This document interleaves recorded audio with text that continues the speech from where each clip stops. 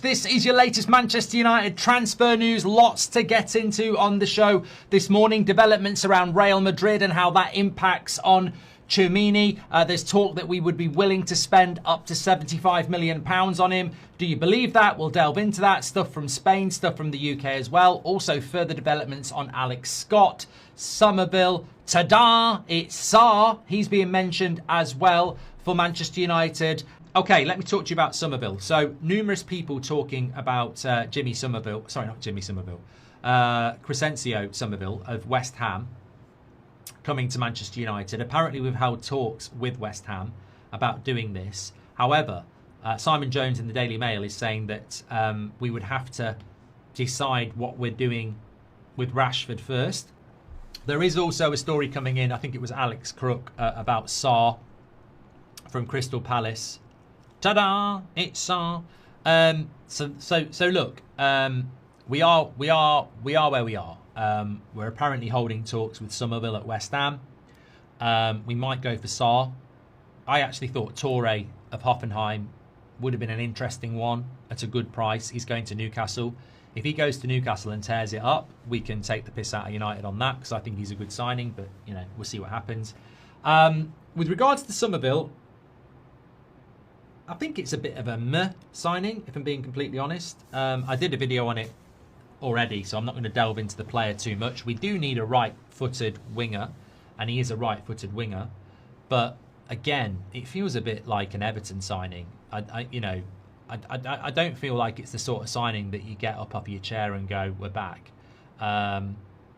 He's cheap as well. I think he's a good player. But is it the sort of signing that takes Man United to winning the league? No, not for me. Is it the sort of signing that's going to make Man United win the Champions League? No, not for me. I think it's a decent signing. I don't think it's a particularly world-breaking signing.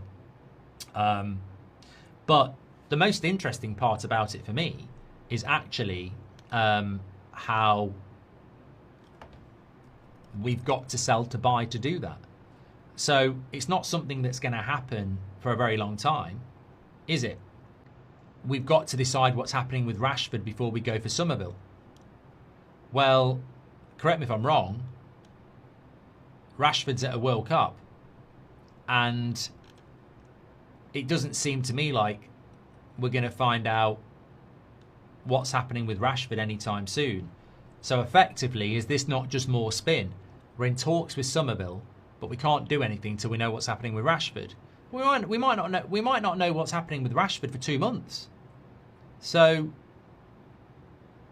what even is the Summerville story? One, I don't think it's massively exciting, and two, it's not like you're going to bid for him today because you've got to wait to see what's happening with Rashford. And we've already been down this road before. We're signing Agate, right? And we know about it in July, but it won't happen till we've got rid of McTominay. McTominay doesn't get sold till the end of August. We don't sign Agate until the end of August. So, you know, we want De Ligt and we want Mazraoui in July, but we need to move some players on first. We don't sign them till the middle of August. So, you know, even if you're excited about Summerville, and fair play if you are, it's clearly not going to be a deal that happens for a few weeks anyway. So I go back to what I said after the Tchouaméni and Scott updates, which I just do not believe. It feels like we're not even in talks with anyone, you know? And we've proven again that we're still averaging 4 to 6 weeks from starting talks to getting a deal done. Mateus Fernandes, if he'd signed for Man United, it would have been about 5 weeks. We're not even in talks with anyone now. So I don't even know if we're going to sign anyone in early July like we normally do, because we're not in talks with anybody. And even if Summerville develops, you've still got to wait for Rashford to decide what he's doing before we can even move on that.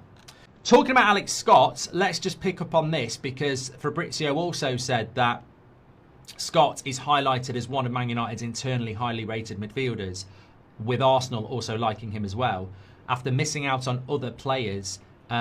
Both clubs, both Arsenal and Manchester United, view Scott positively, but Bournemouth currently insist on keeping the player and are offering him a new contract, meaning he's not for sale right now. However, if Bournemouth receives big proposals and opens the door to an exit, Arsenal and Man United are the two clubs to watch closely as keen suitors. Now look, I like Fabrizio and he's just doing his job, but even in his own update, it contradicts who we are.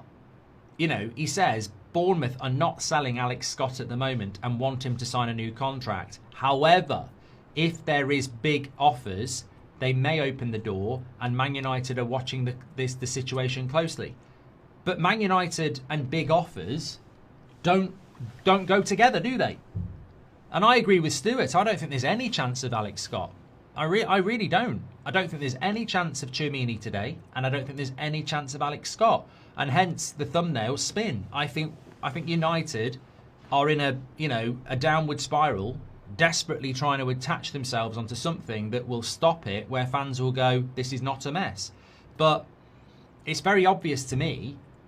Look, unless Alex Scott turns into a Anthony situation or an Isak situation where he's refusing to train and he's demanding a move, I don't see how that develops. I really don't see how that develops. And I also would advise Alex Scott not to do that.